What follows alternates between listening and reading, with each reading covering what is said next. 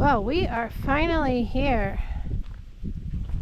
Feels like we have been driving forever and ever and ever through the lonely country roads of Livingston County. But now my little buddy Dred and I have finally arrived at the haunted Moon Point Cemetery outside of Streator. I am here appropriately enough for a scary cemetery encounter with only my little buddy Dred for company. And it is the day after Halloween.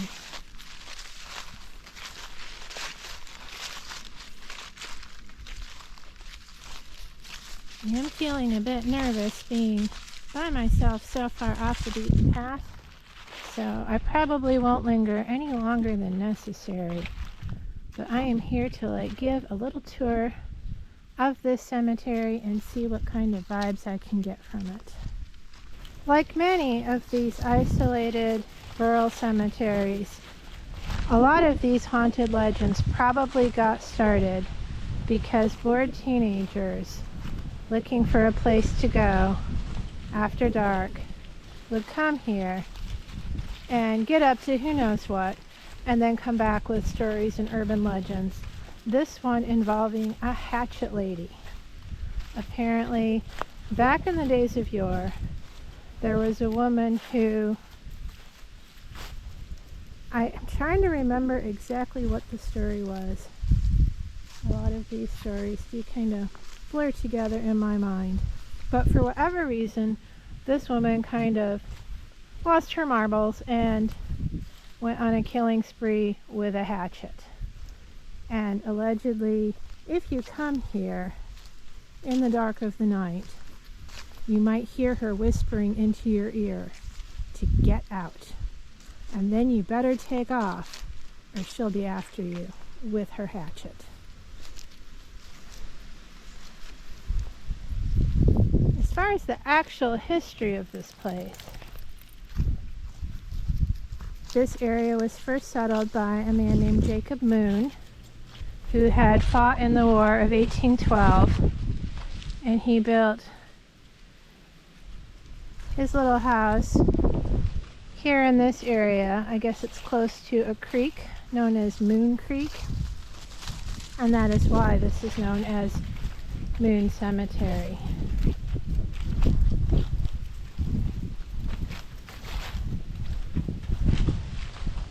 And when people have tried to investigate the actual history to see was there anyone ever killed with a hatchet, there actually was someone, I do believe, who was a hatchet murder victim buried here in this cemetery, but that incident was related to coal miners having a brawl, nothing to do with a woman crazed by grief wielding a hatchet. And if you hear a train going by, this road leading to it is cut off by the train tracks. You can hear a train now in the distance.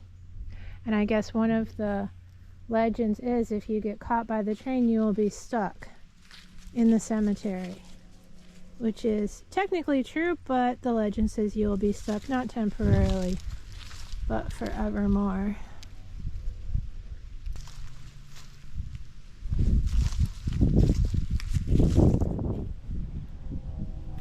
What do you think of this place, Dred? Yeah, it's a little bit of an eerie feeling, isn't it?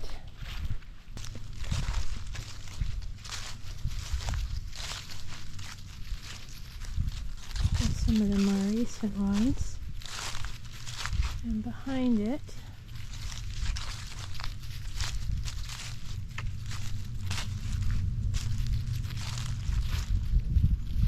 there's an older stone.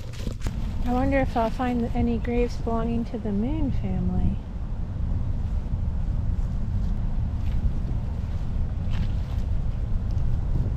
Oh, here's someone from World War I. Bert Massey, Illinois, Wagoner, 155 Depot Brigade, World War I.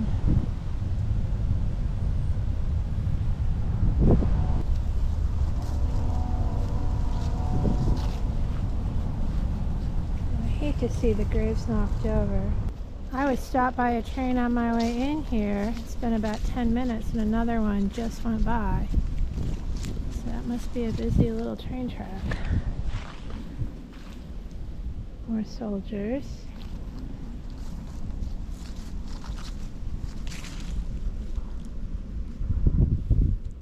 There's an old grave.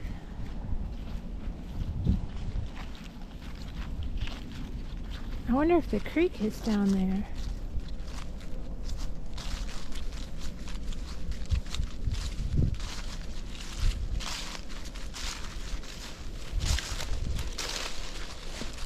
That must be Moon Creek.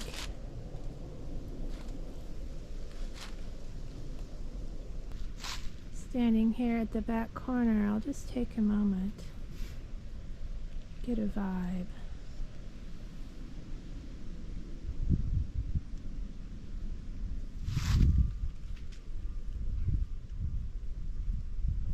There's something off about this place.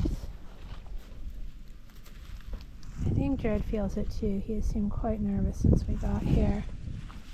Of course, he could just be picking up on the fact that I think that there's something a little bit weird. Or there might truly be something off about it.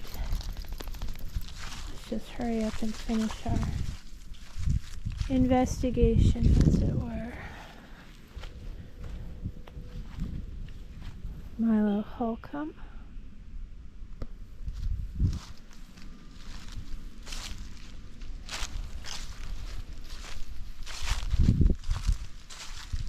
You can hear the bird in the background. That is not an eagle.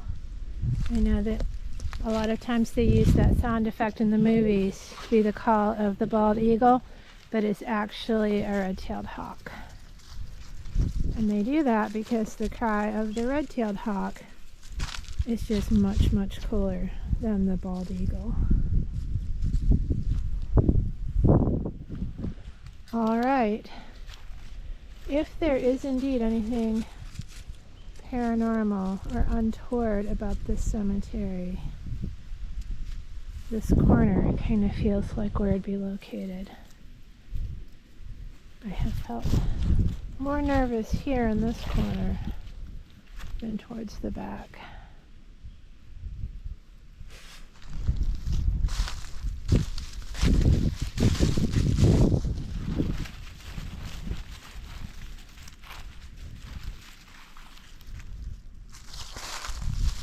It's a shame that these stones are in such poor repair.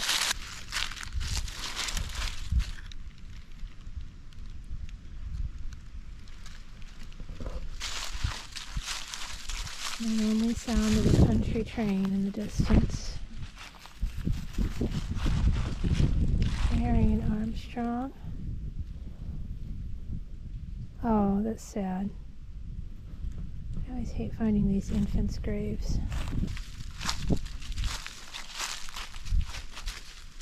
Looks like that grave is just buried on the edge of the cemetery.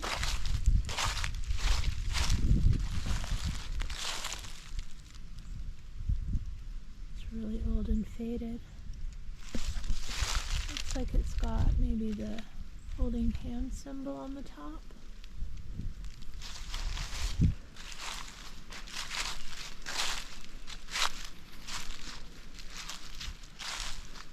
Looks like bricks.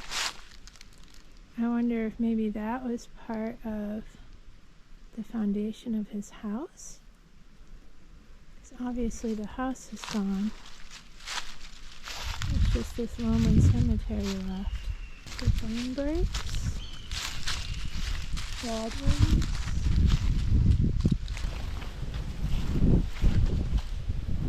I don't think I checked out this one over here. Little middle section. Still hoping to find the moons. There we go. Albert Moon died November 19th, 1865, age 58 years, 3 months, and 5 days. They were very specific about those older graves. Robert, Elizabeth, Emily Jane, and Thomas Moon. And there's Jacob Moon. So, okay, Jacob, he was the original settler. Here is him. Jacob Moon III, 1781 to 1852. Thomas and Leah. So there's Thomas.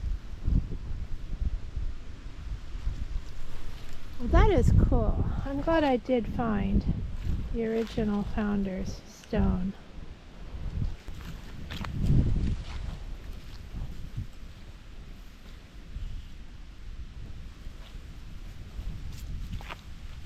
Matilda.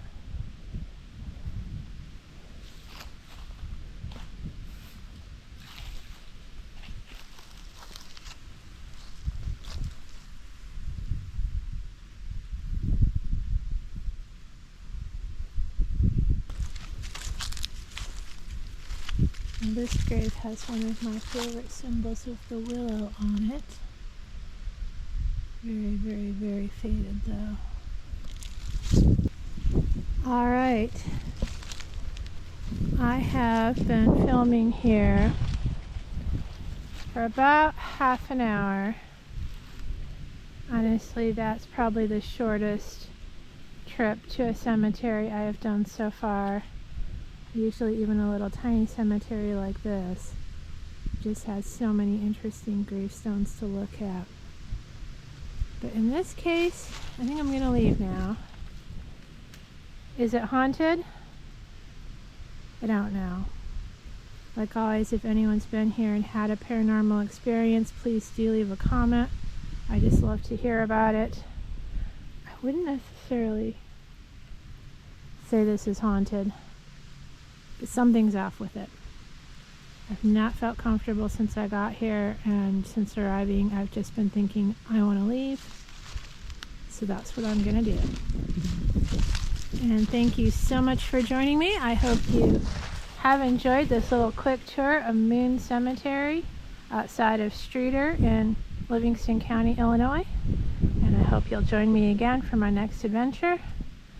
I hate to leave so quick, but like I said, my intuition's telling me to leave. So that's it for this. Hope to catch you again. Bye for now.